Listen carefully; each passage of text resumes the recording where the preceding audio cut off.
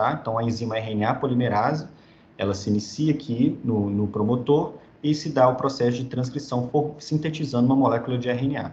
Por sua vez, esse RNA, ele sofre um processamento para que se tenha retirada das regiões não codificantes, né, as regiões intrônicas, em um processo que nós chamamos de splice. Por sua vez, agora nós formamos um RNA que nós chamamos de RNA mensageiro. Esse RNA, ele traz a mensagem para o ribossomo de qual será a sequência de aminoácidos que esse ribossomo vai produzir e, por fim, essa sequência de aminoácidos nós sabemos que é de fato a nossa proteína, né? Mas por que eu disse que as proteínas, elas são uma resposta para que essas células, mesmo diferentes, e possuindo a mesma sequência de DNA, são diferentes de fato? Isso se dá porque, apesar dessas células possuírem essa mesma sequência de DNA, elas produzem as proteínas de forma diferente e produzem proteínas diferentes. Então, por exemplo, no neurônio, nós temos a síntese de neurotransmissores que ocorrem apenas no neurônio e não vai ocorrer, por exemplo, nos cardiomiócitos e nas células intestinais. Por sua vez, os cardiomiócitos, eles vão sintetizar proteínas relacionadas à contração da célula e do músculo, né? Por exemplo, as proteínas do sarcômero, que só serão expressas em cardiomiócitos e não serão expressas em neurônios por exemplo, células intestinais. Por sua vez, as células intestinais também vão produzir proteínas de forma específica, que são enzimas que vão catalisar a degradação de diversos produtos, né? Então, percebam que, apesar dessas células possuírem a mesma sequência de DNA, elas produzem proteínas diferentes, né? Podem produzir proteínas em comum, sim, porém, elas têm uma série de gamas de proteínas que são expressas especificamente por elas. E são justamente essas proteínas específicas que vão dar essa diferença na função e na forma dessas proteínas.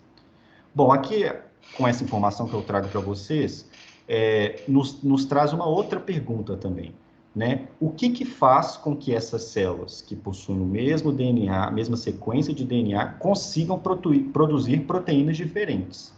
Bom, existem diversas modulações genéticas que fazem com que essas células produzam proteínas diferentes. Mas aqui eu vou dar destaque ao promotor. Essa região do gene, a região promotora, é uma região importantíssima para dar essa especificidade na síntese proteica diferencial entre os tecidos, tá? Graças a moléculas que vão modular a atividade desse promotor, como, por exemplo, fatores de transcrição, que são produzidos especificamente em cada um desses tipos celulares, eles vão conseguir ativar especificamente um promotor em uma célula específica. Então, é graças ao promotor específico de uma célula específica que faz com que essa proteína seja expressa especificamente nessa célula. Então, por exemplo, se eu pegar um promotor que ele só é expresso nos cardiomiócitos e, porventura, ele colocar ele num neurônio, ele não vai ser expresso, apesar desse promotor já estar contido no gene, tá? Bom, para a gente ter uma ideia da complexidade dessas proteínas, nós sabemos que nós humanos possuímos cerca de 20 mil proteínas catalogadas, ou seja, 20 mil proteínas diferentes com funções diferentes, tá? Nós sabemos, por exemplo, que os cardiomiócitos, eles conseguem expressar cerca de 69% dessas proteínas, algo em torno de 13.000,8 dessas proteínas, tá? Ou seja, 31% do total de todas as proteínas que nós conseguimos produzir, os cardiomiócitos não produzem. Isso porque talvez essas proteínas que não expressam em cardiomiócitos são proteínas específicas de outros tipos celulares, como, por exemplo, neurônios, hepatócitos do fígado, células intestinais, enfim, né? Bom, eu disse para vocês que em um cardiomiócito são produzidos cerca de 13.000,8 proteínas diferentes com funções diferentes. Bom, isso aqui é um número muito grande. Então, a gente entende que diversas dessas proteínas não têm sua função e interação bem estabelecida no coração, né? Justamente por ser uma grande gama de proteínas, de tipos de proteínas diferentes que o cardiomiócito consegue produzir. E é de interesse nosso, da fisiologia e da farmacologia, entender o que essas proteínas fazem no contexto do coração, né? Já que diversas dessas proteínas não têm a sua função bem estabelecida. Bom, mas aí como que a gente consegue estudar a função de uma proteína? Nós temos diversas estratégias. Por exemplo, nós podemos produzir essa nossa proteína de interesse de forma exógena, né, de forma artificial, isolar essa proteína, né, e com isso a gente pode pegar essa proteína e fazer diversos tipos de tratamento. Por exemplo, nós podemos fazer uma cultura de cardiomiócitos, pegar essa proteína, fazer um tratamento nessas células e ver o que isso acontece na célula. Será que o tratamento com essa proteína altera a função dos cardiomiócitos, a função contrátil dos cardiomiócitos? Eu posso pegar essa proteína, tratar diretamente um camundongo, um modelo animal, né, e ver, será que o tratamento com essa proteína gerou algum impacto na função cardíaca, né? Enfim, isso aqui é uma estratégia. E a outra estratégia que a gente pode utilizar no estudo da função de uma proteína no coração ou em diversos outros tipos de órgão é o uso de animais geneticamente modificados, tá? Eles que nos vão ajudar bastante a entender a função das proteínas, não só no coração, como em diversos outros contextos de sistemas e órgãos, tá? Então, por exemplo, o que é um animal geneticamente modificado? Eu posso, por exemplo, produzir um animal que ele vai superexpressar a minha proteína de interesse de estudo, certo? Ou seja, eu posso fazer com que esse camundongo, ao invés dele produzir uma quantidade normal dessa proteína, ele vai produzir muito mais, 10 vezes a mais, 5 vezes a mais, o dobro. Isso tudo depende do modelo que você escolhe, tá? Eu posso também produzir um animal que ele tenha a deleção completa dessa proteína, ou seja, ele não vai expressar aquela proteína. E eu também posso produzir um animal que, ao invés de deletar completamente, eu vou reduzir a expressão dessa proteína, tá? Todos esses contextos diferentes que eu citei para vocês são contextos que nos ajudam a entender a função da proteína. Por quê? Se, por exemplo, eu superexpressar a minha proteína de estudo num camundongo e ver que essa superexpressão gerou um aumento na contração do coração.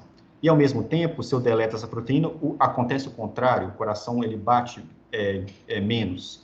Logo, a gente pode entender que essa proteína possivelmente tem um papel importante na contração do coração, né? Da mesma forma que eu posso gerar um dano no coração nesses contextos, né? Por exemplo, eu posso gerar um infarto do miocárdio no animal que superexpressa e no animal que deleta, que a gente deleta a proteína. Se eu, por exemplo, ver que o animal que é infartado e superexpressa a proteína, ele está mais protegido da doença que é causada pelo infarto do miocárdio, e ao mesmo tempo, quando eu deleto o animal, ele piora o quadro dele, logo a gente pode entender que essa proteína tem uma função relacionada à proteção ao evento do infarto do miocárdio, né? E é justamente essa estratégia que a gente usa no laboratório de sinalização cardíaca para entender a função de diversas proteínas. Então, por exemplo, nós tínhamos o interesse de entender qual que era a função do neuropeptídeo acetilcolina na função do coração, tá? Para isso, nós produzimos um animal que ele tem a redução, ou seja, não é a deleção completa, tá? Nós não podemos trabalhar em um contexto de deleção completa quando se trata de acetilcolina, por ser uma proteína fundamental à vida, tá? Então, nós reduzimos a expressão de uma proteína que se chama VAT, tá? VAT é uma proteína que vai transportar a acetilcolina para vesículas, e são essas vesículas que vão jogar a acetilcolina para o meio extracelular, onde a acetilcolina vai ter a sua ação, tá? Então, nós produzimos um animal que ele tem a redução na expressão dessa proteína VAT, tá? Logo, ele vai ter uma redução da atividade da acetilcolina. E nós observamos que esse animal ele possuía diversos efeitos cardiodeletérios, ele tinha um prejuízo na função do coração, tá? Ao mesmo tempo, quando nós produzimos um animal que superexpressa essa proteína, logo, ele vai ter uma atividade maior da acetilcolina, esse animal era protegido, tá? Então, quando nós geramos um dano farmacológico nesse coração, nós vimos que esse animal era protegido nesse contexto, tá? Com isso, a gente entendeu, nesses primeiros trabalhos, que a acetilcolina ela tinha um papel importante no coração, tanto de forma basal quanto em resposta a um evento de estresse. Porém, quando nós trabalhamos com animais geneticamente modificados, que têm uma edição gênica global, ou seja, o que eu quero dizer com isso? Todas as células que expressam o VAT nesse animal vão ter a edição gênica, ou seja, nesse animal que tem a redução na expressão do VAT, todas as células que expressam o VAT vão ter a redução. Ao mesmo tempo, O animal que superexpressa, todas as células que expressam o VAT vão superexpressar o VAT, né? Isso faz com que eu não consiga entender... Só um minuto que travou. Eu não consigo entender se o efeito que eu estou vendo, ele é um efeito sistêmico ou ele é um efeito específico do coração. Por exemplo, eu sei que o animal que tem uma redução na expressão do VAT global em todas as células, ele tem menor tônus muscular esquelético, por exemplo. Ele tem dificuldade de manter a contração do músculo esquelético. Ao mesmo tempo, ele é mais propenso, por exemplo, a doenças neurodegenerativas. Ao mesmo tempo, o animal que superexpressa o VAT, ele tem uma maior atividade parasimpática. Isso faz com que, por exemplo, esse efeito cardioprotetor que eu vejo no super-VAT, eu não sei se é porque o coração superexpressa o VAT ou é porque o animal tem uma maior atividade parasimpática e isso gerou o efeito protetor, né? Essa é uma limitação quando nós utilizamos animais geneticamente modificados que tem a edição gênica global em todos os tipos de tecido. Bom, para vencer essa limitação, nós fizemos uma edição gênica cardíaco específica. Isso é possível fazer e eu vou mostrar para vocês como que isso é possível fazer, tá? Bom, para eu explicar para vocês como que a gente consegue fazer isso, eu preciso explicar para vocês como funciona um sistema de edição gênica que se chama CRE-LOXP, tá? Ele consiste basicamente, nós vamos encontrar a região no genoma que se encontra o nosso gene de interesse que nós queremos fazer a deleção, tá? Então, por exemplo, aqui, imagine que tenha o VAT, que eu quero fazer a deleção dele. Eu vou lá encontrar na região do genoma onde se encontra esse gene, e aí eu vou produzir um animal geneticamente modificado, que eu vou acrescentar duas sequências que nós chamamos de sequências LOXP, tá? Uma sequência antes do gene ou depois do gene. Desculpa, e depois do gene, tá? Ou seja, essas sequências vão flanquear o nosso gene. E por que é importante isso? Porque nós vamos utilizar uma enzima que se chama CRE-recombinase.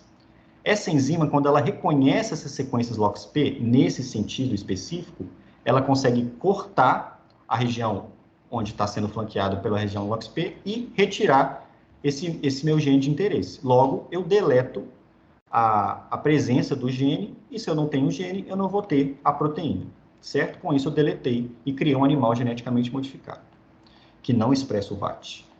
E como que a gente faz isso no laboratório? Bom, nós precisamos pegar, primeiro, um animal geneticamente modificado, que possua em seu genoma a expressão da CRE, tá? A enzima CRE, e ao mesmo tempo eu preciso usar um outro animal geneticamente modificado, que vai ter o nosso gene de interesse flanqueado pelas sequências LOXP. E aqui o que vai acontecer? Eu vou cruzar esses dois animais, tá? E quando eu cruzar esses dois animais, eu vou produzir, algum desses animais vão ser duplamente geneticamente modificados. Por quê? Porque ele vai conseguir tanto expressar a CRE, quanto ter o flanqueamento do gene pelas regiões LOXP. Logo, se ele expressa a enzima CRE e tem o seu gene de interesse flanqueado, a CRE reconhece essa sequência LOXP, retira o gene, com isso eu produzo um animal que não expressa a minha proteína de interesse, tá?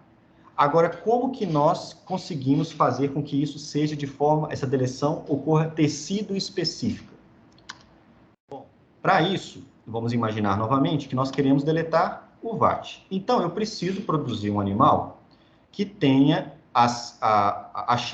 eu primeiro preciso achar o gene do VAT no genoma, tá? E eu vou produzir um animal agora que vai ser flanqueado por essas sequências LOXP no genoma do VAT, no gene do VAT, desculpa, tá? Com isso, eu não vou cruzar esse animal com um animal CRE qualquer. Eu vou mudar esse animal CRE que eu citei anteriormente. Agora, eu vou colocar a CRE com um promotor que é cardíaco específico. Esse promotor aqui é o promotor do gene MYH6, tá? É o gene da cadeia pesada de miosina do tipo 6, e é um gene que só é expresso em cardiomiócito, só é expresso no coração, tá? Então, lembra lá atrás, quando eu disse na minha introdução, que a região promotora é a região de mais importante, que vai dar especificidade para aquela síntese proteica que é específica de um tipo celular? Né? Então, é graças a isso que a gente consegue fazer a deleção gênica tecido específico, tá? Porque agora, com esse animal MYHC, a MYH6 CRE, a CRE ela só será expressa no coração. Com isso, quando eu cruzo esses dois animais aqui, ó, a CRE ela é expressa somente no coração, ela vai reconhecer a sequência LOXP, vai tirar o gene do VAT, com isso o animal não expressa o VAT no coração, tá? Ou seja, a acetilcolina não vai conseguir ser secretada no meio extracelular, no coração, beleza? Ao mesmo tempo, se eu tivesse mesmo animal que é duplamente geneticamente modificado e olhar, por exemplo, os rins, o cérebro, o pulmão, ou seja, olhar os neurônios, as células pulmonares, né? A gente vai ver que a CRE ela não vai ser expressa.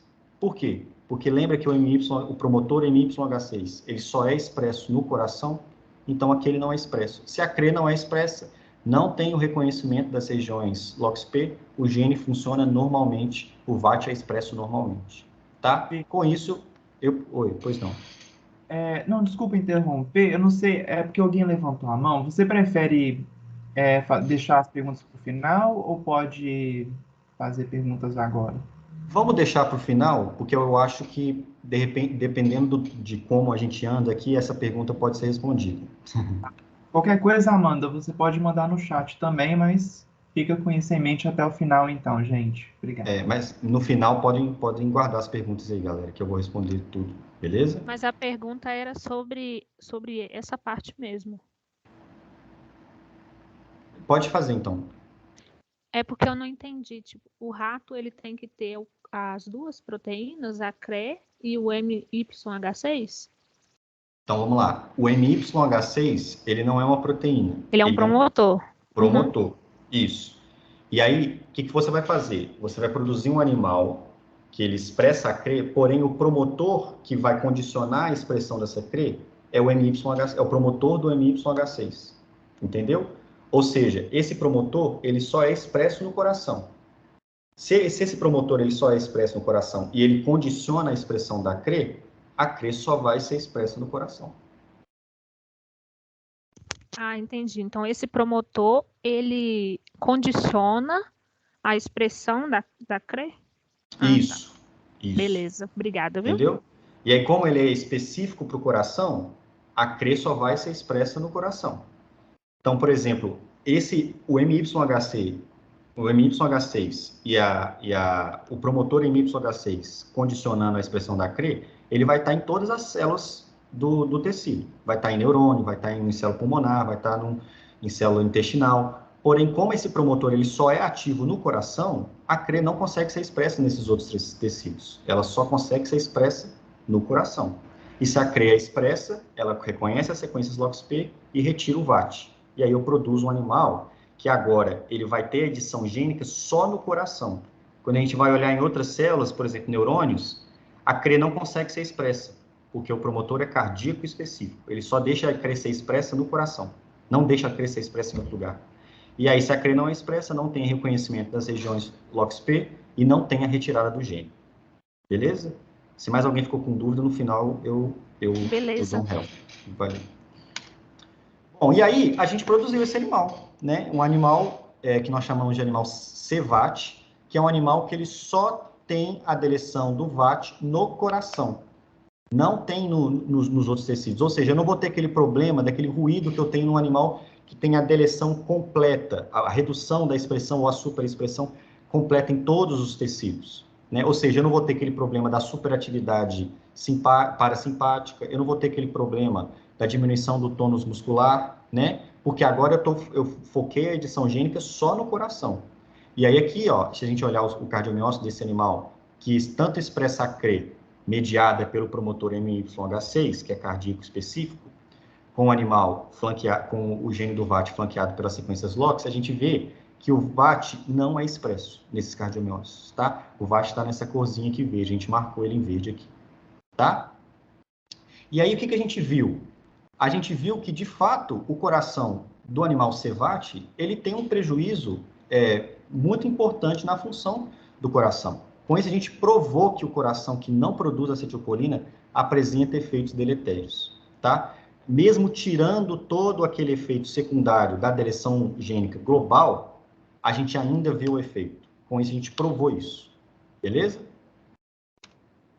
Então, eu disse aqui como que a gente usa os animais geneticamente modificados, da importância deles para a gente conseguir entender a função de uma proteína, né?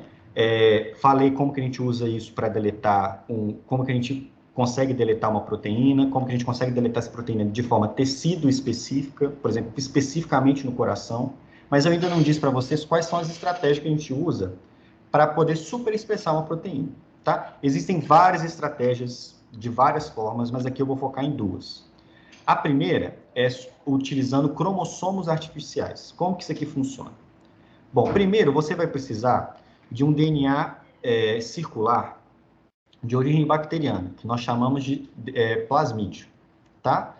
Esse plasmídio, a gente vai construir ele de uma forma que dentro dele vai conter a expressão do nosso gene de interesse, tá? Então, por exemplo, se eu quero superexpressar o VAT, eu coloco ele aqui dentro, ó, nessa região verde aqui, ó, tá vendo?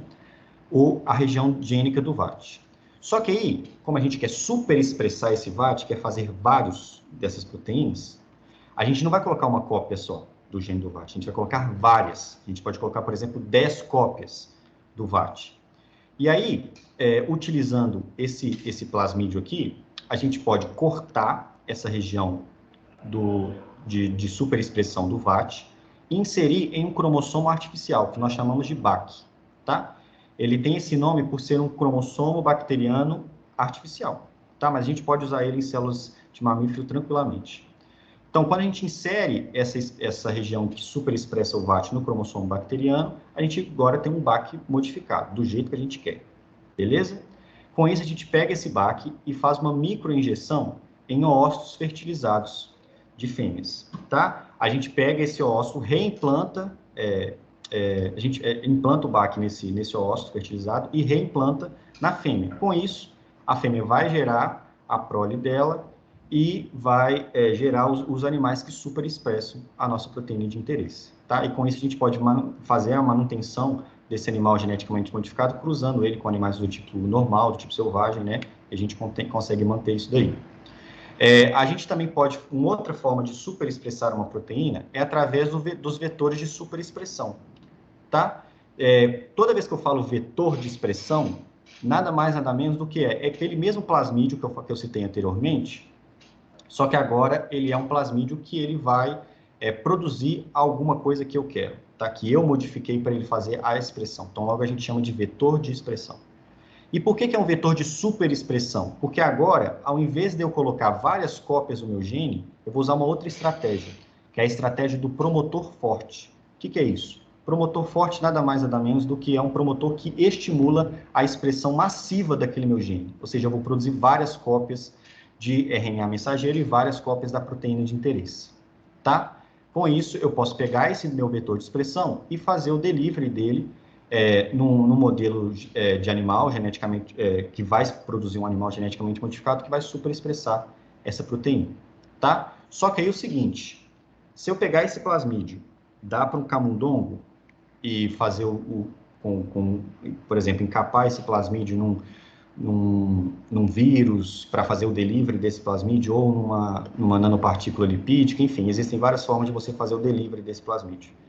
Esse delivery, ele não vai ser específico para um órgão, ele vai ser para todos. Então, vai chegar no neurônio, vai chegar no rim, vai chegar no coração, né? Mas se você quiser fazer uma superexpressão tecido específica, também tem como.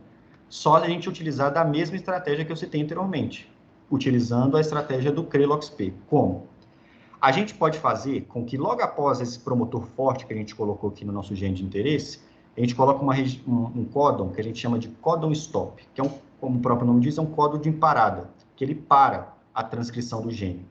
Beleza? Esse códon, geralmente, ele fica no final do gene, que é para sinalizar para a RNA polimerase, falar, quando ela está sintetizando o gene, ela chega nesse códon stop e ela fala, parou aqui a transcrição. Só que aí a gente coloca isso logo após do promotor. Por quê? Porque aí com isso eu impeço a expressão do meu gene de interesse. Só que a gente não é bobo nem nada, a gente coloca esse códon stop flanqueado por aquelas sequências LOXP. E aí o que acontece? Se eu colocar esse plasmídio nesse animal que só expressa a CRE no coração, a CRE vai tirar o códon stop apenas no coração e liberar a superexpressão do meu gene apenas no coração. Beleza? Bom, por fim, eu vou te citar a última estratégia aqui de edição gênica. É uma estratégia de edição gênica mais moderna que a gente tem até então, por isso que eu estou colocando ela por último aqui, mas não só por isso, mas eu estou explicando essa estratégia por último, porque ela é uma estratégia que ela vai somar várias outras estratégias que eu citei anteriormente. Então, por exemplo, é uma estratégia que a gente vai utilizar o promotor cardíaco específico, a gente vai utilizar o sistema CRE-LOXP, tá? E a gente vai usar o delivery de um vetor de expressão, tá? O que tem de mais novo nessa técnica? Além da gente conseguir deletar uma proteína especificamente no coração, agora a gente consegue controlar o número de células que terão essa edição gênica. Ou seja, eu posso ter 25% dos cardiomiócitos que vão ter a deleção, 30%, 50%, tá? Essa estratégia me permite fazer isso. Como que isso acontece?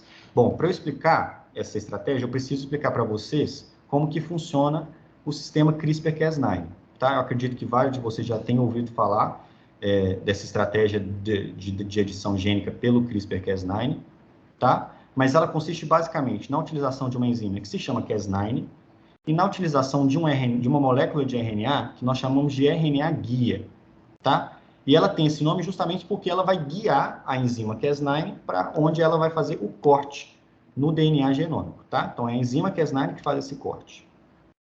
E aí, o que a gente faz? Esse RNA guia, a gente modifica ele, tá? Então, nessa sequência em verde aqui, ó, é a sequência onde a gente vai mudar, aqui, logicamente, no RNA guia, e é essa sequência que vai guiar a Cas9 para onde ela vai fazer o corte. É uma sequência que é complementar à região do nosso gene que a gente quer fazer deleção, tá? E aí o que acontece? Quando essa região, esse RNA guia junto da Cas9, se liga aqui na região do nosso gene, isso sinaliza para a Cas9 que ela tem que fazer um corte nessa região, e aí ela de fato faz o corte. Só que a gente não é bobo nem nada, a gente não vai fazer só um corte no nosso gene, a gente pode fazer 2 cortes, como está aqui embaixo. Então vamos pensar que a gente quer fazer deleção de uma proteína aqui, ó, que é essa proteína JPH2. Não vou entrar em detalhes de quem que é essa proteína, porque a gente aqui quer ver só a técnica, tá? Mas vamos pensar que a gente quer deletar essa proteína. O que a gente vai fazer? Nós vamos construir 2 guias que vão fazer 2 cortes na região do gene, tá? Beleza, vamos continuar aqui na estratégia. Para a gente fazer essa estratégia, a gente vai utilizar aquele vetor de expressão que eu já citei anteriormente. Só que aí esse vetor, ele vai expressar aqueles nossos guias, tá? Que vão fazer um corte na região gênica, tanto um guia quanto o outro, tá? E aí a gente também, no nosso vetor de expressão, a gente vai ter a expressão da CRE recombinase. Só que aí aqui que está o pulo do gato. A CRE, ela vai ser expressa apenas no coração. Por quê? Eu coloquei aqui novamente um promotor cardíaco específico, que é esse promotor TNT, tá? Ele é um promotor do gene da troponina cardíaca. E aí, o que eu vou fazer? Eu vou colocar esse vetor de expressão dentro de um vírus, porque é esse vírus que vai fazer o delivery do meu vetor de expressão. E aí eu não vou colocar esse vírus com o meu vetor de expressão em qualquer camundongo. Eu vou colocar em um camundongo que vai expressar a Cas9 para mim, tá? Esse é um animal Cas9-GFP. Como que é expressa a Cas9 nesse animal?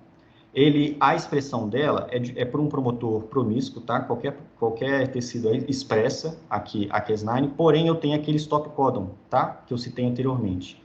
E esse stop codon vai carregar aquelas sequências LOXP que vão ser reconhecidas pela CRE recombinase. E aí o que vai acontecer? Quando esse vírus fazer o delivery desse vetor lá para o coração, lá para o cardiomiócito, esse vetor entra para dentro da célula, esse vetor ele é expresso. O que ele vai expressar? Vai expressar o guia 1, vai expressar o guia 2 e vai expressar a CRE, só que a CRE vai ser expressa apenas no coração. Lembra? Promotor cardíaco específico. Se a CRE é expressa só no coração, ela vai reconhecer as sequências LOXP apenas no coração e vai retirar o stop codon apenas no coração. Com isso, a Cas9 vai ser expressa apenas no coração. A Cas9 sendo expressa, com o auxílio dos RNAs guias, ela vai fazer o corte nas duas regiões do meu gene de interesse aqui, que no caso é o JPH2. Beleza? Então, vamos ver isso aqui em sequência, tá? Só uma coisa que eu esqueci de citar, que além da Cas9, esse gene aqui, ele também vai expressar o GFP, que é uma proteína que ela é fluorescente em verde, tá?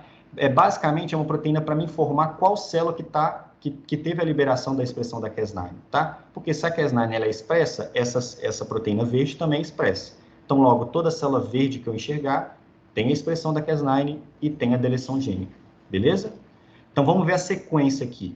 Primeiro, os vírus eles vão infectar os cardiomiócitos. Só cardiomiócito? Não. Vai infectar neurônio, vai infectar hepatócito, vai infectar um tanto de célula, beleza? O vetor de expressão ele vai ser inserido nessas células. Os guias vão ser expressos nessas células. Porém, a CRE ela só será expressa em cardiomiócitos. Então, esse vírus ele pode infectar qualquer tipo celular, mas a CRE ela só é expressa nos cardiomiócitos, porque ela está condicionada ao promotor cardíaco específico, tá? Com isso, lá nos cardiomiócitos, a CRE reconhece as sequências LOXP, retira o stop codon aqui, tira ele fora, e aí a Cas9 e o GFP podem ser expressos normalmente. E aí a Cas9, guiada pelos guias, vai lá e deleta o nosso gene de interesse. Beleza? E aí, olha só que legal. Depois que a gente coloca esse vírus no animal, a gente pode pegar o coração e isolar os cardiomiócitos deles, tá? E aí a gente vai observar que vão ter alguns cardiomiócitos que vão ter expressão da Cas9, porque eles vão ser verdes. Lembra que eu falei? Toda célula verde expressa Cas9. Se expressa Cas9 e você deu os guias, vai correr a adição gênica.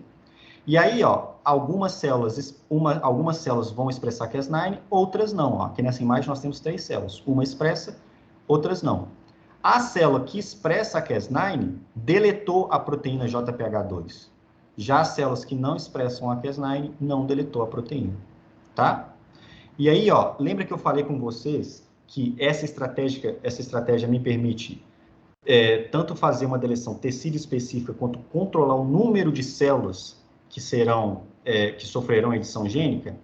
Isso é graças ao delivery do vetor de expressão, tá? Então, eu consigo controlar a quantidade de vírus contendo o vetor de expressão que eu dou para o animal.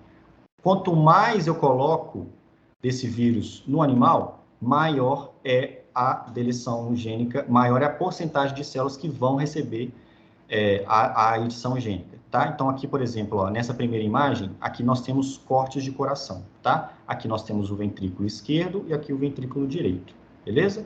Percebam que aqui, ó, eu tenho nessa primeira imagem uma menor concentração de vírus. Com isso, eu tenho uma menor porcentagem de células verdes, que são as células que sofreram a edição gênica. Conforme eu vou aumentando a quantidade de vírus, eu vou tendo mais células verdes, até que isso chega num platô onde eu tenho um maior número de células que eu consigo aqui pela maior quantidade de vírus. Beleza? Bom, quais são as vantagens dessa técnica? Ela é uma plataforma técnica rápida e poderosa para a inativação de genes em cardiomiócitos pós-natais, ou seja, eu consigo fazer com que essa edição ocorra depois do nascimento do animal, tá? Ela tem uma capacidade de comparação entre as células que recebem a deleção gênica com as células normais do mesmo animal, ou seja, se eu pegar aquelas células aqui, ó, eu posso fazer um comparativo dessa célula que deletou a proteína com a célula que não deletou a proteína. Isso no mesmo animal. Isso é uma técnica muito poderosa por causa disso, tá? Eu também tenho a capacidade de controle do número de células que vão receber essa edição gênica, graças à quantidade de vírus que eu vou colocar, tá? Eu tenho a capacidade de análise do fenótipo do órgão de acordo com a quantidade de células que vão receber a edição gênica. Por exemplo, às vezes, se eu fazer a edição gênica com um número menor de células, eu vou ter um fenótipo no coração diferente quando eu tenho uma edição em um número maior de células, né? Isso é um poder dessa técnica, tá? Pois não. Oi? Acho que alguém abriu o microfone.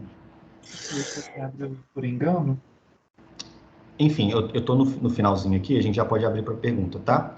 Bom, e por fim, graças a todas essas vantagens, a gente sabe que essa é uma técnica eficiente na análise da função de genes e proteínas, tá? Bom, quero agradecer a atenção de todos. Foi uma palestra um pouco densa, acredito que tem muita informação, mas eu estou disponível para pergunta, tá? Então, aqui algumas fotos dos nossos membros do laboratório de sinalização cardíaca, tá? Onde a gente faz todos aqueles experimentos que eu citei para vocês. Então, aqui está a professora Silvia, a minha orientadora, a professora Sibeli, que também faz parte do grupo, e todos os alunos. Beleza? Estou disponível para pergunta, Léo. Obrigado, Victor. Eu acho que temos o Luan aqui com a mão levantada, aí se vocês quiserem ir levantando a mão, ou então mandando no chat, eu vou lendo aqui. Professor, boa tarde. Não sei se está me ouvindo bem. Estou sim. Eu tenho uma dúvida quando você estava falando lá no começo ainda sobre as técnicas as técnicas que você estava falando no começo. Eu não entendi se, por exemplo, aquele precursor ele já existia no camundongo mesmo, ele não sendo geneticamente modificado, ou, por exemplo, ele foi criado no laboratório e depois colocado dentro do camundongo para depois ser replicado através de um cruzamento. Entendi. Você fala da enzima CRE, né? Não, eu falo da outra, que é do precursor, que vai fazer com que a CRE seja Não. Isso a gente faz, a gente constrói um animal dessa forma, tá? Primeiro, geralmente se constrói um animal que ele vai expressar a CRE. Ou seja, a CRE ela não é expressa normalmente, tá? No nosso genoma. A gente coloca artificialmente dentro do animal. Em seguida, você geralmente pega esse animal que já tem a CRE, ou seja, ele já é um animal geneticamente modificado. E você vai fazer mais uma modificação nele, que é o quê? Você vai tirar aquele promotor que antes era um promotor promíscuo, ou seja, que ele ia expressar CRE em todas as células. Você tira esse promotor e agora você vai dar lugar a um promotor que ele vai só ser expresso no coração. E aí você vai condicionar a CRE ser expressa apenas no coração. Entendi, professor. Era isso. Obrigado, viu?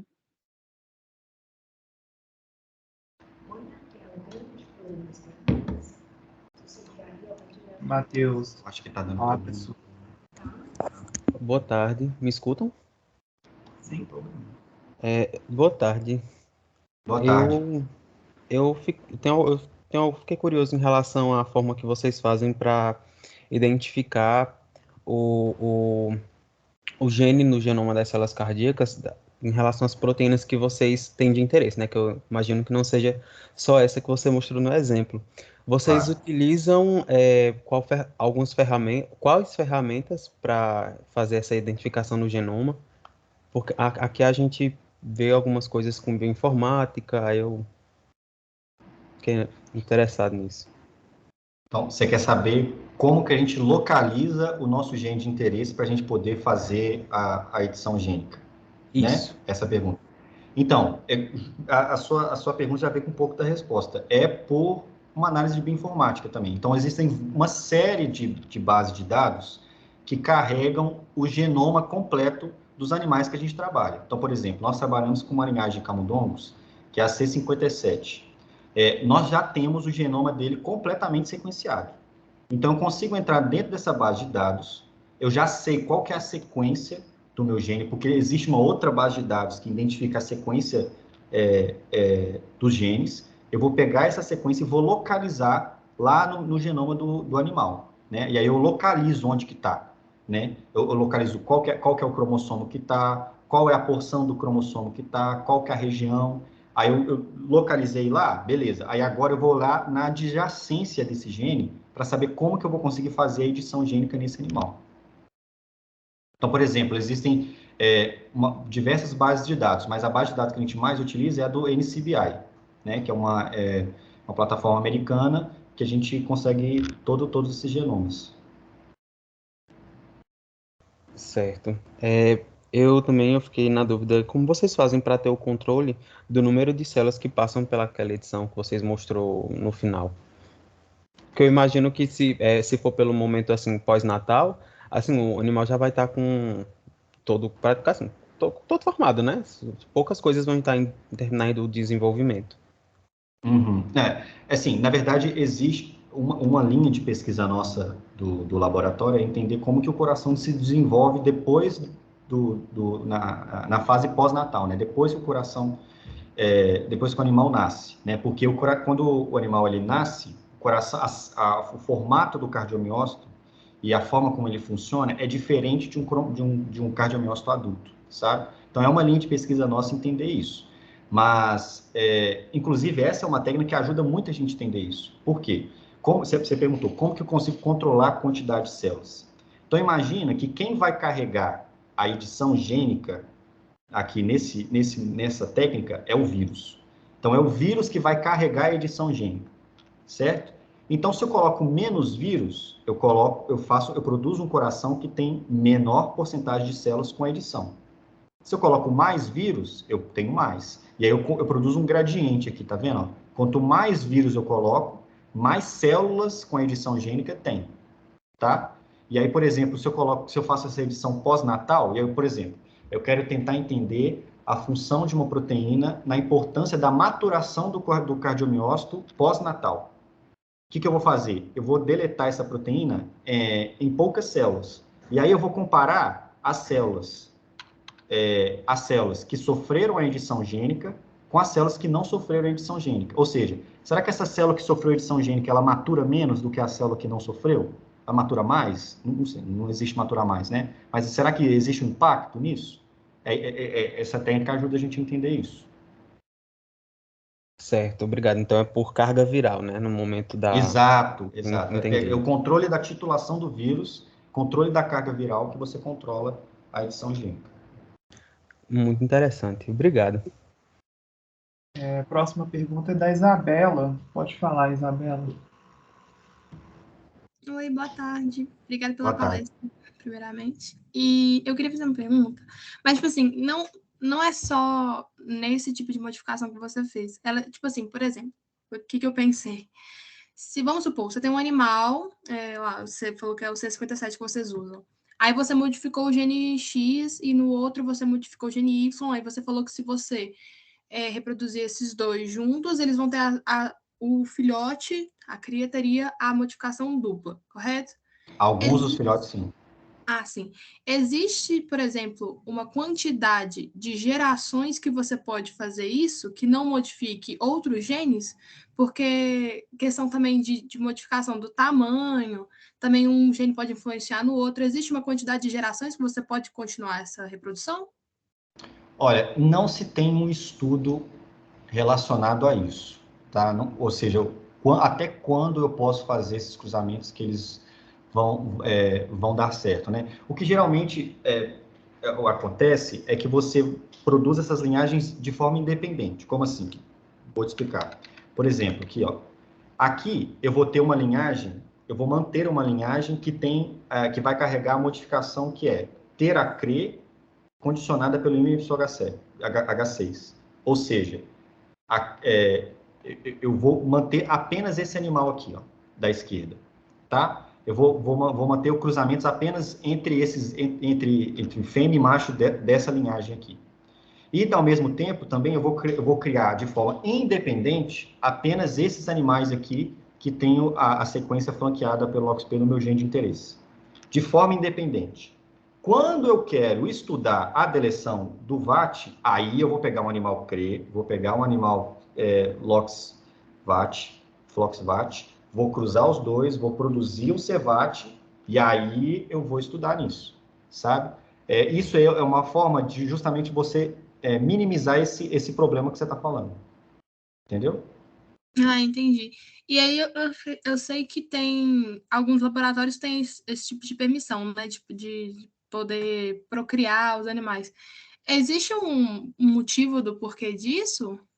Tipo assim, por exemplo. Não, isso geralmente é olhado com o comitê de ética de cada universidade, né? Então, antes da gente fazer isso que a gente faz, a professora Silvia entrou em contato com o comitê de ética da UFMG, falando que ela ia fazer um projeto relacionado a isso, que ela ia usar tantos animais, os animais são assim, assim, assado, eles iam ser mantidos assim, assim, assado. E aí, o comitê de ética, ele aprova ou desaprova, dependendo do que você propõe, né? E aí, ele aprovando, você pode tocar o seu projeto. Entendi. Muito obrigada. Mais alguma pergunta, gente? Pode ser pelo chat também. Eu acho que eu vou ter uma pergunta também, mas vou deixar alguém falar primeiro,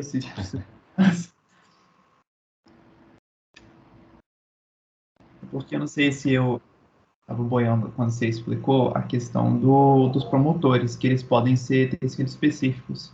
Sim. E o que torna eles tecidos específicos? Seria padrão de metilação ou ele só não é expresso em outros tecidos? Não.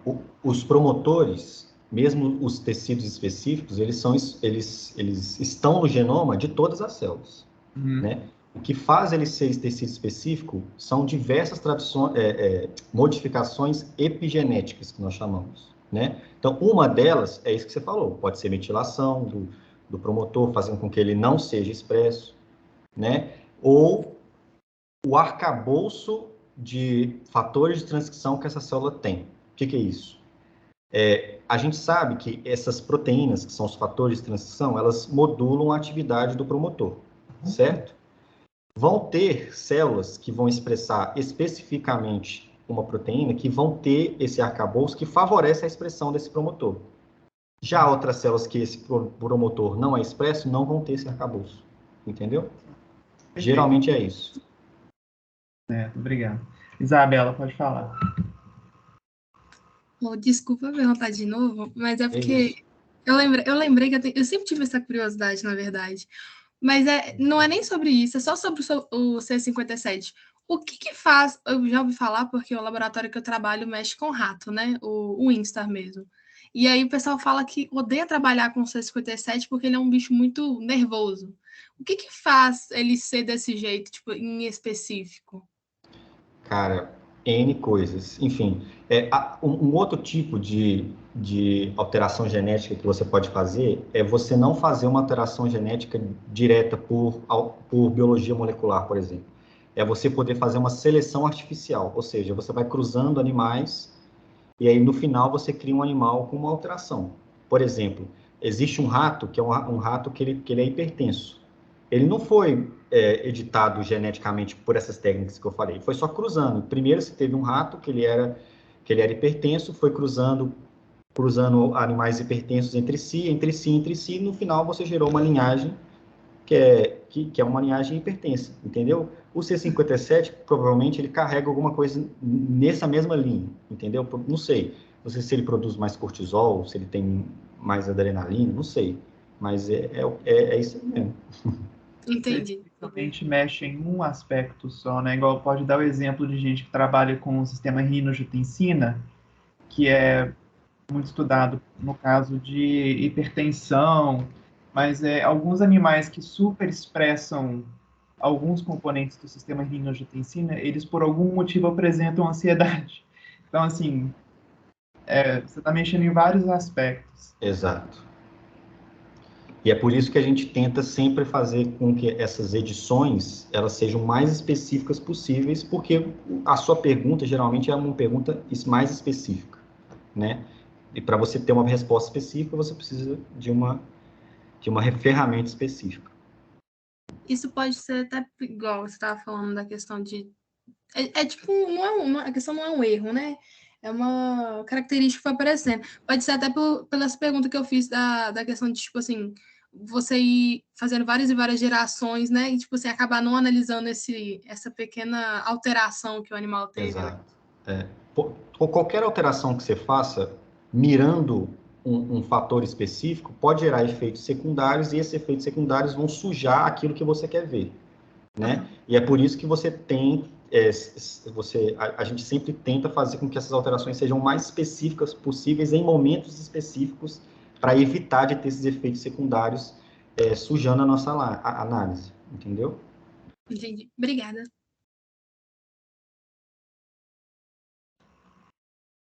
Mais alguém?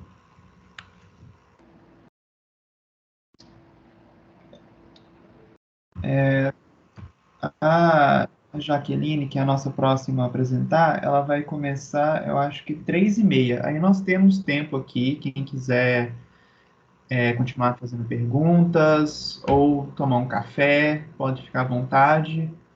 Eu e o Vitor, a gente vai estar aqui até começar a hora da Jaqueline. Eu vou só tirar minha apresentação aqui para a Jaqueline já ir Tá. colocando a dela.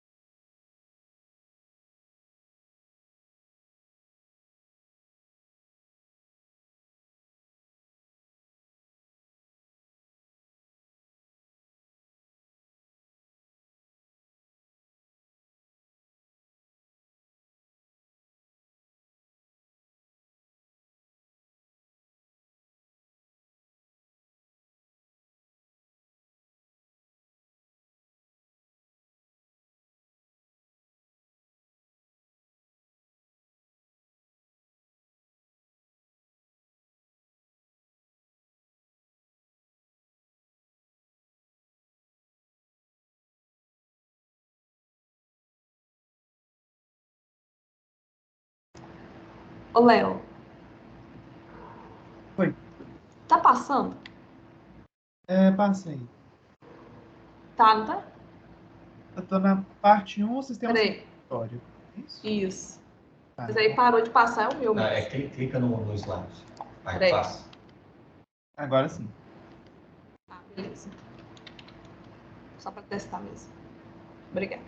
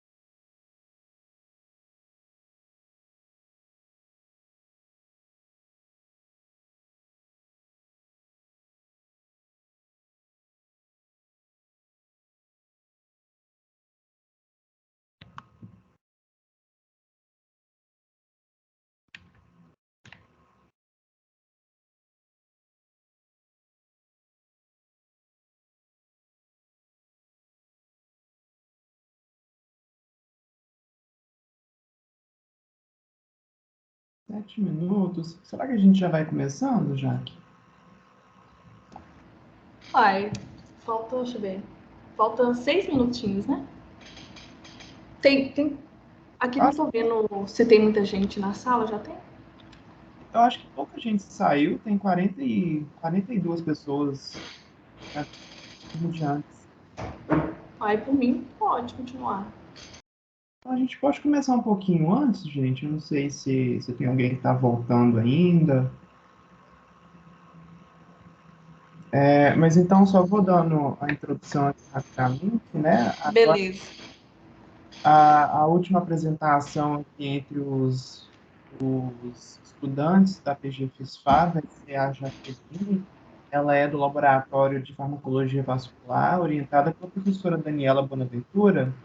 É do Departamento de Farmacologia ou Fisiologia? Farmacologia. Ah, tá. Aí, se você já quiser começar, Jaqueline, fica à vontade. Tá ok, então. Então, boa tarde, pessoal. Como o próprio Leonardo disse, né? Meu nome é Jaqueline, eu sou orientada pela professora Daniela Bonaventura e faço parte do Laboratório de Farmacologia Vascular.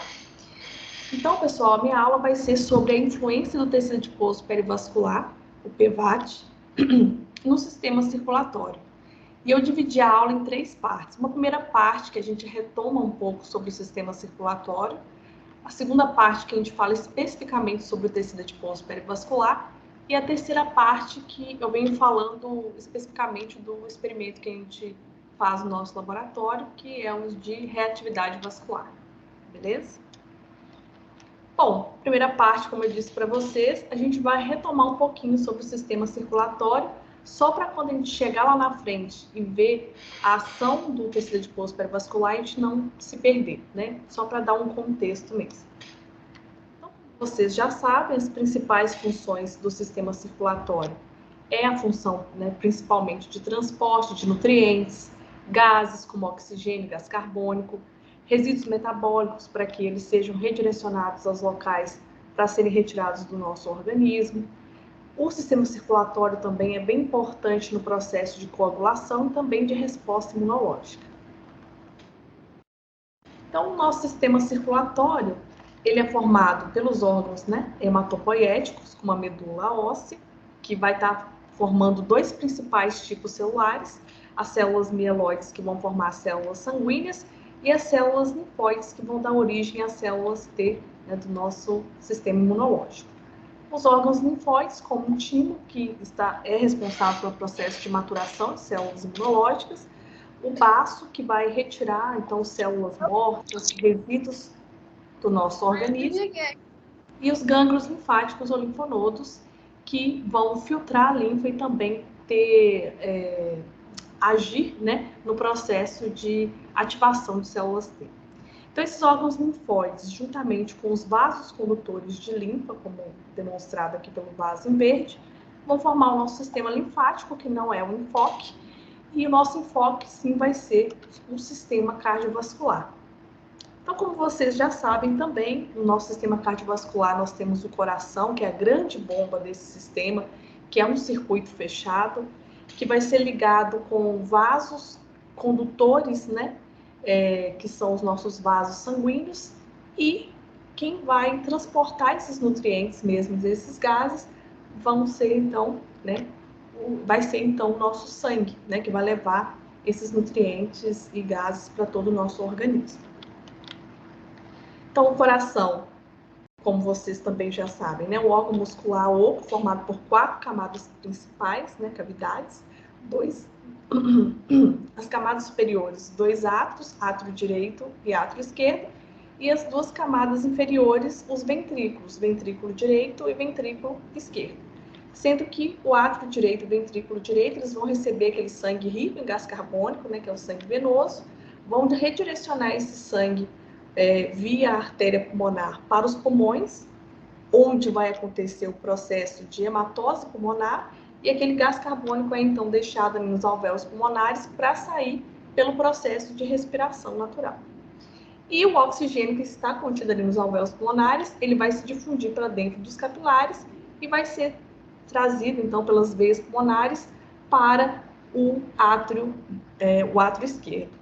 E esse sangue, então, que é rico, né, em oxigênio, que é o sangue arterial, ele vai passar para o ventrículo esquerdo e esse ventrículo esquerdo vai, então, mandar esse sangue para todos os nossos órgãos e tecidos, configurando a nossa circulação sistêmica. Então, quando o sangue venoso vai lá para os pulmões, a gente tem a nossa circulação pulmonar, quando o sangue arterial vai para todo o nosso corpo, nós temos a circulação sistêmica. São os dois principais tipos de circulação. E agora a gente vai passar especificamente para os vasos sanguíneos, né, que juntamente com o tecido adiposo perivascular é um dos protagonistas aqui da nossa aula. Então, primeiramente, é importante nós sabermos, né, nós recordarmos a estrutura geral de um vaso sanguíneo. Então, o vaso sanguíneo é formado por 3 principais camadas: a camada adventícia, que é a camada mais externa do vaso, a camada média, que é constituída do músculo liso, e a camada íntima, que é formada por 3 principais lâminas: a lâmina elástica interna, a lâmina basal e o endotélio. Esse quadro ele nos mostra exatamente as diferenças estruturais entre os vasos. Então, nós podemos ver os diferentes tipos de vasos, né? Artéria, arteríola, capilar, vênula, veia, o diâmetro de cada vaso, a espessura média da parede de cada vaso e os componentes, né? A presença de endotélio, tecido elástico, músculo liso e tecido fibroso. Vou pegar como exemplo, por exemplo, né? A artéria. A artéria, principalmente a aorta, que recebe aquele sangue que está sendo injetado a alta pressão lá do ventrículo esquerdo, ela acaba tendo uma camada, né, um diâmetro um pouco maior do que alguns outros vasos, uma espessura da parede maior e uma presença maior de tecido elástico no músculo liso por conta dessa distensibilidade, né, por conta dessa complacência que ela precisa ter e resistência também para pegar, para conseguir suportar esse sangue a alta pressão. E eu dei destaque principalmente para a artéria, porque é o principal vaso, né, é o único vaso que nós estudamos lá no nosso laboratório. Então, nós estudamos especificamente a aorta torácica e eu vou falar disso um pouquinho mais à frente. Então, as estruturas dos vasos vão ser diferentes, porque cada um vai ter uma função diferente. Então, as grandes ou pequenas artérias vão ter a função de condutância, de até configurar resistência ao fluxo sanguíneo. O capilar ele já vai ter a função de permitir a troca gasosa de nutrientes, e as veias, que são os nossos reservatórios, principalmente de retornar esse sangue para o coração e de compactar, né, esse sangue. Então, diferentes estruturas, diferentes funções dos vasos e diferentes pressões também do sangue nesse vaso. Como eu disse para vocês, a aorta é o primeiro vaso que tem contato com aquele sangue que é ejetado pelo ventrículo esquerdo. Então, nele, como mostra aqui no gráfico de pressão arterial média ao longo dos diferentes tipos de vasos, a pressão vai estar bem mais alta na aorta, depois a gente vem vindo, né, com as ramificações, que vão configurando resistências, e essa pressão ela vai caindo ao longo desse sistema circulatório. Então, por que estudar a aorta? Né? Então, primeiramente, é importante, quando você vai conduzir estudos em vasos, você saber exatamente, né, da anatomia desse vaso, da função, das principais diferenças entre eles. E nós estudamos a aorta torácica, principalmente porque no laboratório de farmacologia vascular, nós fazemos experimentos de reatividade vascular para saber essas responsividades vasculares frente a um quadro, a uma doença inflamatória. E no meu caso, eu estudo a sepse, que é uma doença inflamatória que impacta principalmente na liberação desse óxido nítrico, que é uma resposta, né, para poder combater a infecção que nós causamos, e ele é o principal componente produzido na aorta. Então, por isso a escolha dessa aorta torácica, tá? Então, a partir do momento que nós sabemos ali, nós revemos a parte do sistema circulatório, nós vimos um pouquinho ali sobre o coração, sobre as principais circulações e a anatomia dos vasos e o porquê que nós conduzimos estudos, no caso do nosso laboratório em si, né, em aorta. É importante nós falarmos agora do grande protagonista aqui da nossa aula, que é o tecido adiposo perivascular. E antes de falar um pouquinho sobre isso, eu vou falar da função dos tecidos adiposos, porque até então, eu só vou falar um pouquinho aqui primeiro, né? Os 3 principais tipos, que a gente vai ver os adiposos mais à frente também, mas nós temos o tecido adiposo marrom, o bege, o tecido adiposo branco, e até então, quando fala de tecido adiposo, a gente tem muito... muito voltado para a questão de estoque energético, de um órgão passivo que talvez não tenha tanta influência nos processos fisiológicos, e já tem se visto, né, que ele dá suporte a estruturas igual esse tecido adiposo perivascular, ele dá suporte aos vasos sanguíneos, ele está assim, né, faz parte do processo de regulação do balanço energético, mas além disso tudo, ele é um órgão endócrino, então ele vai secretar hormônios que vão ganhar a corrente sanguínea e vão agir nos seus órgãos-alvo, ou no caso aqui do PVAT, ele vai agir de forma parácrina, tendo uma função importante no processo de contração e relaxamento desse vaso. E tudo isso faz com que ele regule uma série de processos fisiológicos, então não é um órgão nada passivo, né? Ele é bem ativo. Então, ele regula dimorfismo sexual, imunidade, reprodução, adipogênese, angiogênese, reestruturação da matriz extracelular, metabolismo de esteroides, manutenção da homeostase, manutenção da temperatura corporal. Além disso, é importante nós vermos também as principais diferenças entre os adipócitos que compõem esses tecidos adiposos. E por que isso é importante? Um pouquinho mais à frente, a gente vai ver que dependendo da localização do PVAT, ele vai ser composto por diferentes tipos de adipócitos. Então, a gente saber um pouco sobre esses adipócitos é importante. Então, nós temos o adipócito branco, né, que é uniocular, o único vacúolo lipídico. Ele tem um perfil mais pró-inflamatório e ele é muito relacionado à questão de reserva energética. Nós temos o adipócito marrom, que ele é multiocular, então tem vários vacúolos lipídicos, ele é rico em mitocôndrias e citocromos, que é o que confere a cor amarronzada para esse tecido, e ele tem um perfil mais anti-inflamatório, está relacionado mais ao processo de termogênese. Nós temos o adipócito bege, que tem semelhanças com o adipócito marrom, então multiocular, presença de mitocôndrias e citocromos, e ele sofre um processo de ele é um resultado, na verdade, né, de um processo de diferenciação do adipócito branco. Então, esse adipócito branco, frente a alguns estímulos, ele pode se diferenciar em adipócito bege, que é o que a gente chama de embejamento ou amarronzamento do tecido adiposo. E que estímulos são esses? São o exercício físico, fatores nutricionais, além disso, o frio, e como vocês vão ver com a aluna Carolina, sofre grande influência também do hormônio tiroidiano. Então, na aula dela, ela vai explicar mais a fundo essa questão. E também acontece o inverso. Então, a gente pode ter uma diferenciação do adipócito marrom para adipócito branco, frente a um quadro de inflamatório, né, de obesidade, de doença, onde esse adipócito ele sofre o embranquecimento, ganha-se então um perfil mais pró-inflamatório, contribuindo, né, para aumentar ainda mais aquele processo inflamatório. Beleza. Então, nós já sabemos que o tecido adiposo ele não é um órgão passivo, ele regula vários processos fisiológicos. Nós temos 3 diferentes tipos de adipócitos, e esses adipócitos é que vão constituir essa capinha. Até então, a gente já tinha visto só as camadas principais ali do vaso, né? Que é a adventícia, a média e a íntima, mas nós temos essa camadinha aqui também, de PVAT, de tecido adiposo perivascular, que vai circundar a maior parte dos vasos sanguíneos. Essa é a sigla de Perivascular Adipose Tissue, e ele vai ser constituído de adipócitos, de capilares que vão nutrir esse tecido adiposo, de células do sistema imunológico, como macrófagos, linfócitos e fibroblastos. Então, os adipócitos do PVAT vão sofrer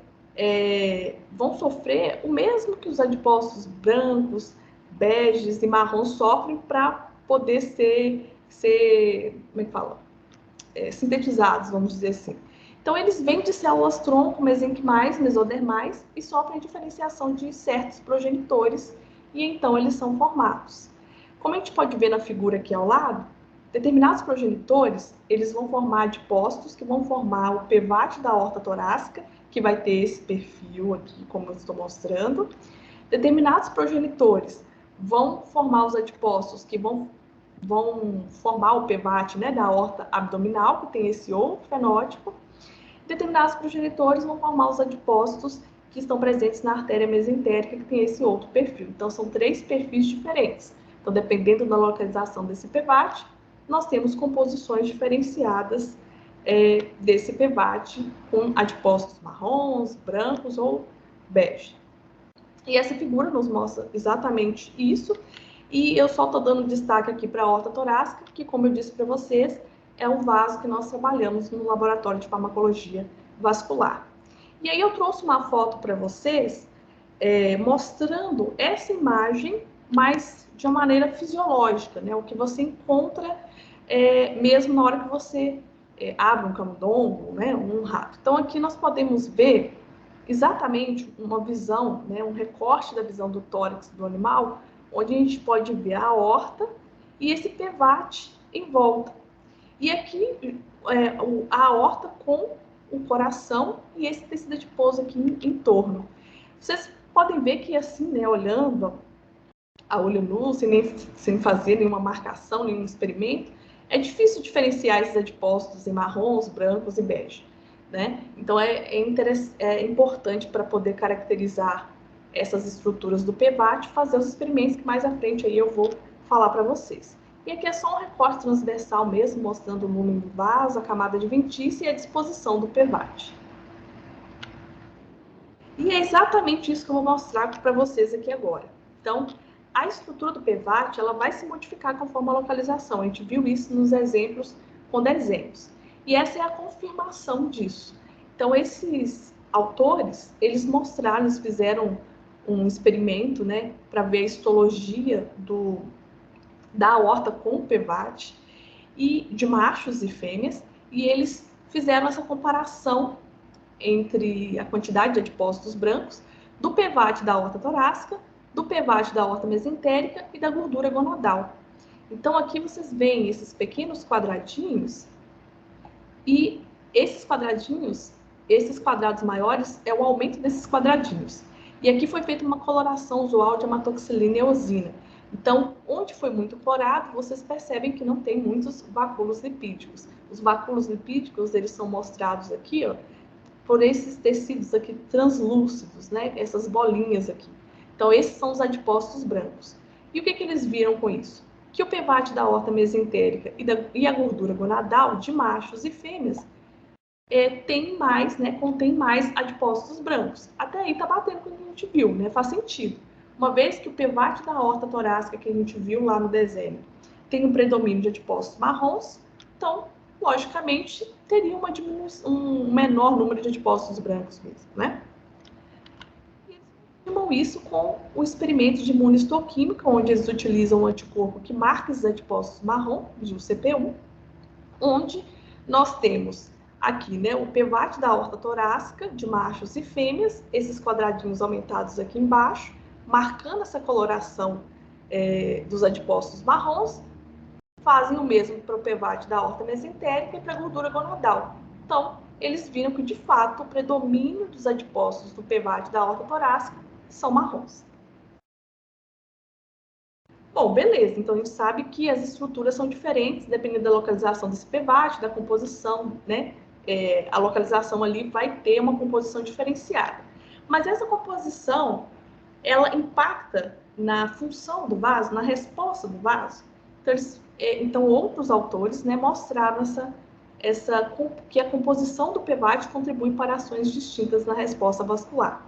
Então, esses gráficos, eles são referentes aos estudos de reatividade vascular que foram conduzidos, tanto em anéis, né, de aorta torácica, quanto da artéria mesentérica, em animais que não têm nenhum tipo de doença, em anéis sem e com o PVAT.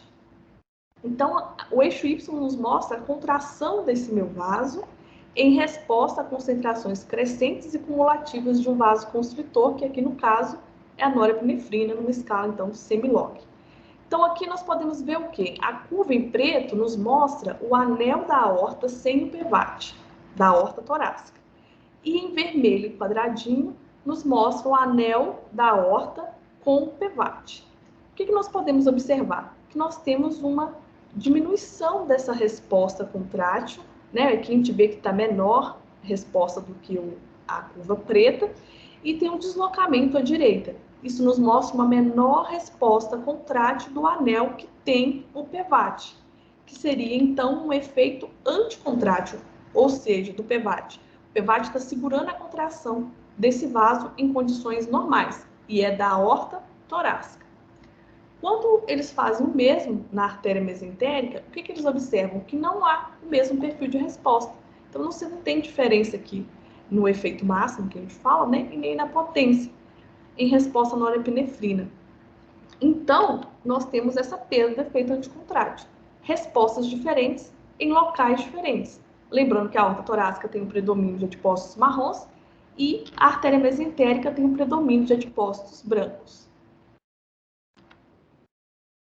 Então, entrando mais a fundo nessa função do PVAT, até 1991, a sua função estrutural de suporte aos vasos sanguíneos já era bem reconhecida. E a partir desse clássico estudo, a sua função parácrita endócrina também foi bem reconhecida. Então, mostrando que ele influencia, sim, na resposta do vaso. Ele não está ali à toa só para dar um suporte. E por que será que ele influencia nessa resposta? Né? O que acontece nesse tecido adiposo que vai conferir, então, essa influência que ele tem sobre o tônus vascular? Então, aqui nós temos o PVAT, né, em torno dos vasos, e ele tem toda a sua regulação autóctona, parácrina endócrina, já estabelecida a partir de 1991, e ele vai ter vários fatores que estão ali presentes nele que vão ser cruciais para que ele tenha influência sobre a função do vaso. Então, nós vamos ter adipocinas, né, que são liberadas pelos adipócitos, que podem ter um perfil anti- ou pró-inflamatório, e células do sistema imunológico, como macrófagos, também podem ter um perfil mais anti- ou pró-inflamatório, que vão auxiliar principalmente aqui no controle da inflamação vascular. E nós vamos ter também a presença de fatores relaxantes, como o óxido nítrico, por exemplo, que promove vasodilatação na musculatura lisa, e fatores contráteis, como, por exemplo, citocinas também pró-inflamatórias, que vão auxiliar, então, tanto os fatores relaxantes quanto contráteis no tônus vascular. E é a presença de todos esses fatores é que faz conferir essa alta plasticidade do PVAT, de responder de maneira diferenciada. Então, a função do PVAT, fisiologicamente, ou seja, sem ter nenhum tipo de doença, é aquele efeito anticontrátil que nós observamos, ou seja, de segurar a contração do vaso, e um perfil mais anti-inflamatório, ou seja, ele tem um predomínio da liberação de fatores anti-inflamatórios. Então, quando o PVAT está saudável, ele se encontra como disposto aqui nesse desenho. Ele tem, né, a liberação maior de fatores anti-inflamatórios, como eu disse para vocês, acaba tendo perfil anticontrátil, dependendo da localização desse PVAT, protegendo o nosso vaso contra doenças cardiovasculares. E isso nós podemos ver também, né, nesses dados do laboratório de farmacologia vascular, que mostram exatamente esse efeito anticontrátil do PVAT. Então, aqui nós temos uma resposta de contração do vaso em relação a concentrações crescentes e cumulativas da fenilefrina, que é um potente vasoconstritor. A curva mais forte é o meu anel de aorta torácica com o PVAT, e a curva mais fraquinha aqui é o meu anel de aorta sem o PVAT. O que nós podemos observar? Essa curva ela está mais baixa e mais deslocada à direita. Então, ou seja, a contração desse vaso é menor do que do outro. Então, aqui nós podemos observar exatamente o efeito anticontrátil desse PVAT nesse anel de aorta torácica. Uma condição sem doença. Agora, quando nós temos um processo, né, frente a um quadro de doença, esse PVAT ele pode se tornar disfuncional. E ele disfuncional, ele ganha um outro tipo de perfil. Você tem um aumento da inflamação, você tem hipóxia, você tem aumento de estresse oxidativo. Então, no nosso laboratório, como nós conduzimos em doenças inflamatórias como a sepse, né, que é o foco principal, esse PVAT ele pode vir a se tornar, né, disfuncional. E antes de entrar mesmo, vendo o que a sepse faz no vaso, né, ali juntamente com o PEVAT, eu vou falar um pouquinho da sepse brevemente, só para contextualizar. Então, essa é uma escala de sintomatologia e gravidade para sepse, em que um quadro de infecção sem disfunção orgânica na presença de agentes invasores pode vir a se tornar um quadro de sepse, que é caracterizado por uma disfunção orgânica ameaçadora à vida causada por resposta inflamatória desregulada do hospedeiro a um quadro infeccioso. Na aula do próprio Leonardo, né, que ele vai ministrar para vocês, ele fala mais a fundo desse processo de inflamação, né, a nível ali de resposta ao sistema imunológico.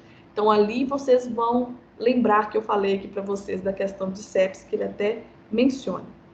E aí, então, essa sepse, se você não corrigir da maneira correta, no momento correto, pode evoluir para um choque séptico, que vai impactar na pressão arterial e no lactato desse indivíduo.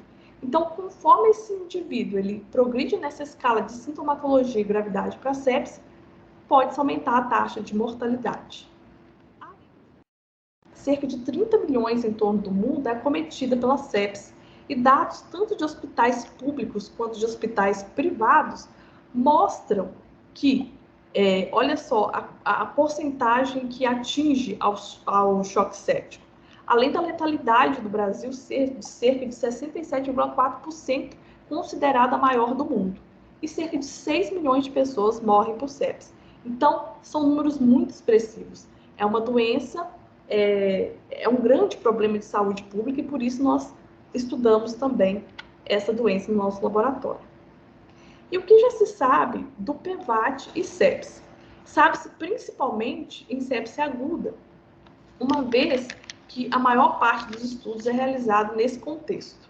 Então, o que já se sabe é que o PEVAT, ele participa, né, ele contribui para a disfunção vascular e vasoplegia induzida pela sepse.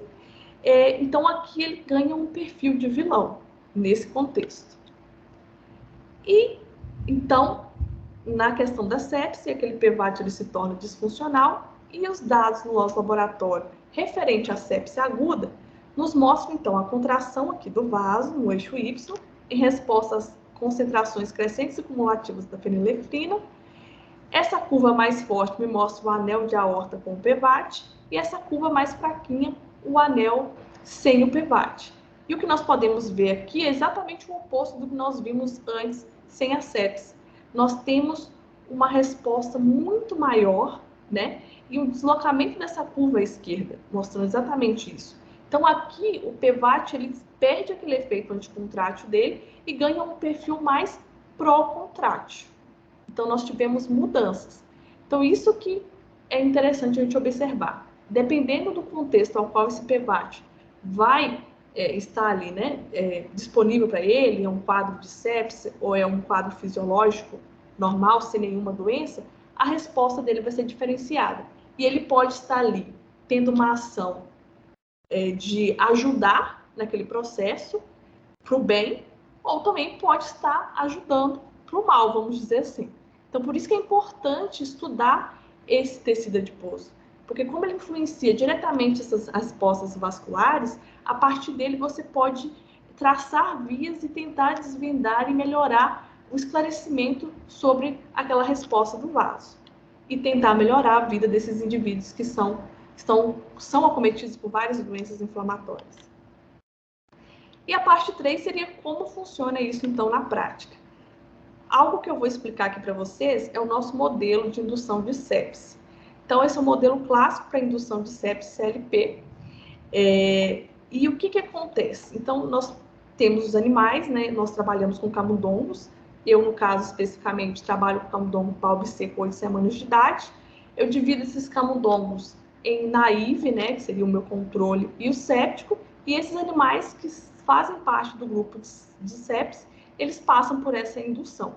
Então, é feita uma laparotomia medial, né, na região aqui abdominal. Esse seco é exposto e eu faço uma ligadura frouxa, tá? Então, eu não impeço o trânsito intestinal, eu somente faço uma ligadura que não seja tão apertada. Próximo à junção ulissecal, e eu faço uma única perfuração com a agulha 26G e extravasa uma certa quantidade de fezes para a cavidade abdominal. Essas fezes que vão ser extravasadas vão gerar um processo inflamatório, então. E esse seco é reintroduzido na cavidade abdominal, é feita a laparoscopia, né? Eu fecho a incisão cirúrgica e administro salina para poder fazer reposição volêmica e faço avaliação de sobrevida durante 2 semanas, porque no meu caso eu trabalho com sepse num contexto a longo prazo. As outras pessoas no meu laboratório trabalharam com sepse aguda, 6 horas após eles fizeram a avaliação do perfil de resposta vascular, né? Mas eu trabalho nesse contexto mais distante, mais longo, né? A longo prazo. E o estudo de reatividade vascular em si. Então, os animais são eutanasiados, nós retiramos a aorta torácica, dividimos em 4 anéis com e sem o PVAT. Esses anéis vão para dentro de cubas que ficam, né, em banho para órgãos, e nessas cubas a gente mimetiza as condições fisiológicas para que esses anéis não morram, né? Então, lá tem a temperatura, o pH adequado, tudo certinho. Nós deixamos um período de estabilização desses vasos e aí nós fazemos curvas cumulativas concentração-resposta para avaliar a contração desse vaso com fenil, KCl e curvas cumulativas concentração-resposta para avaliar o relaxamento desse meu vaso utilizando acetilcolina e nitroprusiato de sódio. A partir do momento que eu tenho essas respostas aí basais, eu consigo observar quais alterações eu tive provocadas ou pela sepse ou pelo próprio PVAT, e aí sim que nós partimos para a via. Então, investigar se há um envolvimento de estresse oxidativo, via do óxido nítrico, sistema renina-angiotensina ou via dos prostanoides. E aí, nós utilizamos ferramentas farmacológicas para ver o envolvimento desses fatores. Essa é somente uma foto mesmo do aparelho de reatividade vascular. Quem for fazer imersão com a gente vai poder ter contato e ver direitinho. Aqui são as cubas onde os anéis ficam. E quem for, né, para o nosso laboratório vai poder ver isso de pertinho. Então, só resumindo e finalizando a nossa aula, nós utilizamos então os experimentos de reatividade vascular para poder investigar como está a contração e o relaxamento do meu vaso frente a quadros como sepse. Então, eu vejo quais as alterações que a sepse está promovendo nesse perfil de contração e relaxamento do meu vaso e também qual a influência do PVAT nessa questão, né? Nessas respostas, que pode gerar para mim uma resposta de hiperreatividade vascular ou hiporreatividade vascular ou não modificar a resposta, vamos dizer assim, e isso vai me levar a pensar que pode estar havendo algum desbalanço aqui nos fatores que estão presentes nesse PVAT. Eu posso estar aumentando a liberação, o PVAT pode estar aumentando a liberação de fatores relaxantes ou de fatores contráteis. Adipocinas pró-inflamatórias podem estar sendo mais liberadas ou anti-inflamatórias, e com isso eu consigo observar o perfil e as vias e o que está por trás disso tudo. Então, queria agradecer a atenção de vocês. Aqui é a foto de nós do laboratório, né? Essa é a Natália, que já recentemente defendeu o doutorado, a minha orientadora, Daniela Bonaventura, e a Natália de Assis, que está no doutorado também. Obrigada pela atenção, pessoal. Obrigado, Jaqueline. Aí, a gente vai deixar aqui aberto agora para quem quiser fazer alguma pergunta. Pode ficar à vontade, mandar pelo chat, abrir o microfone, vocês que sabem.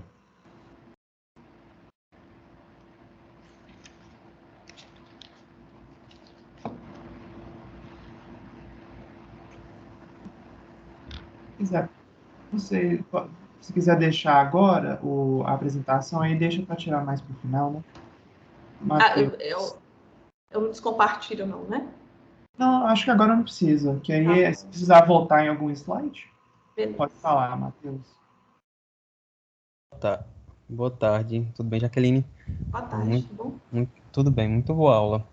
No caso, eu fiz um IC no ano 2021 a 2022 que mexia com essa questão de reatividade vascular, e eu acabei lendo um pouco sobre o tecido perivascular e acho muito interessante, porque no caso, a minha dúvida era se ele o aumento da resposta contrátil acaba sendo prejudicial, né, para o indivíduo. Mas também uma inibição dessa resposta poderia ser prejudicial em algum nível? O aumento da resposta contrátil vai ser prejudicial, vai depender, entendeu? Porque pode ser que eles estejam um perfil mais pró-contrátil para tentar auxiliar aquele processo que não está, que está desfavorável. No caso aqui da sepsis, sim, aquele perfil pró-contrátil que a gente viu, ele não é algo favorável. Então aí a gente foi investigar o que podia estar acontecendo. Porque, igual eu falei, né? O PVAT ele tem a sua função fisiológica, que é esse perfil anticontrátil. Essa perda anticontrátil, num contexto de doença, e aí a gente vai ter que investigar para saber, ela pode ser favorável ou não. Isso aí vai ser na hora que a gente começar a traçar as vias e investigar para ver se ele está sendo benéfico ou não. Nesse contexto de sepsis, aquele perfil pró-contrátil, aquela perda do perfil anticontrátil não era algo favorável. Era algo que estava auxiliando a sepse para se tornar uma resposta ainda pior. Então, isso vai depender na hora que você começar mesmo a investigar o que está por trás, que você vai saber se aquele PVAT está tendo uma resposta para tentar contrapor o que a sepse está gerando ou não, entendeu? Entendi. Então vai muito assim, do momento ali, da necessidade, né? De como isso vai afetar na saúde do indivíduo. Isso, Também, a parte... Sim, pode falar. e minha outra dúvida era se vocês testam alguma substância que age mais assim diretamente no tecido, nas células, né? É, do tecido perivascular, do tecido adiposo, né? Nos adipócitos. Então, a partir do momento que a gente obtém as respostas basais, que a gente vai passar para ver se tem envolvimento daqueles fatores, aí sim é que a gente vai ver, por exemplo, eu tenho uma resposta de hiperreatividade aórtica. Então, será que eu estou tendo um aumento de fatores contráteis? E aí eu posso fazer uma aposta, por exemplo, será que eu estou tendo o aumento como é que fala? De estresse oxidativo, por exemplo, algo assim, aí eu utilizo o sequestrador de ácido superóxido, ver se está envolvido ou se não está, ou será que está envolvido COX? Aí eu faço uma incubação com determinada droga que vai inibir a enzima da COX para ver se ela está presente ou não. Então, quando a gente parte para a via, a gente usa esses inibidores de enzima ou, né, antagonistas de receptor. Essas drogas a gente faz a incubação e aí a gente faz as curvas e avalia se está presente mesmo, se aquele fator está presente naquela resposta que a gente tinha visto anteriormente. Só para complementar, o Jaque, aquelas curvas, né, que a Jaque foi mostrando, são curvas clássicas de dose e resposta. Isso. Tem modelos de Concentração. concentração nesse caso. Eu não entendi. A sua voz picou aqui para mim. Só complementando, que aqueles gráficos que você Sim, são curva gráficos concentração-resposta. de resposta. Aí, no caso, igual a resposta da norepinefrina seria a contração do músculo. Isso. Aí, só para deixar isso claro, que o que ela estava medindo, na verdade, era o grau de concentração do músculo promovido pela acetilcolina. Acetilcolina Oi? não, da norepinefrina. É o grau de contração, né? Aí seria várias curvas para vários receptores, várias substâncias diferentes, então, né? Aí, no caso, se eu for avaliar a presença, né, de algum daqueles fatores, aí eu tenho que fazer uma incubação e eu faço aquela curva. Aí eu faço a curva completa e vejo a resposta. Se a resposta com aquele inibidor que eu utilizei, algo assim, ela dê diferente da resposta que eu tinha sem inibidor, então significa que ele está envolvido naquele processo. Mais alguma pergunta, gente?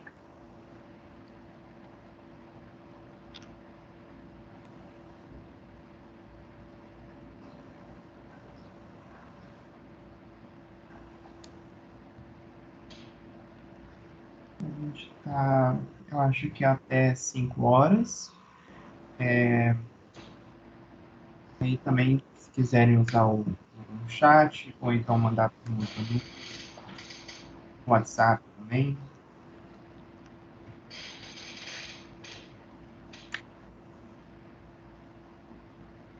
E se... tem o e-mail da Jaqueline também, se eu... Sim, o meu e-mail está disponível. Né? Mas aí, se não tiver nenhuma pergunta, acho que a gente pode até encerrar mais cedo. Beleza. Então é isso, gente. Muito obrigado. Amanhã a gente vai ter a próxima rodada, né, do curso de verão, começando com os palestrantes, né, os professores. A gente vai ter o professor Márcio de volta para passar um pouco mais sobre a linha de pesquisa dele, e também o professor Luciano Capetini, do Departamento de Farmacologia, para falar um pouco sobre a pesquisa dele. E depois outros dois discentes, né, que vão falar um pouco sobre o trabalho que é desenvolvido no laboratório. Então, obrigado, Jaqueline, obrigado a todo mundo pela atenção. Obrigada a todos pela atenção, pelos parabéns aqui, pelos agradecimentos da aula. É isso, não tem ninguém que se expressar, a gente pode encerrar agora. Tchauzinho, até amanhã. Então, tchau, pessoal, até amanhã.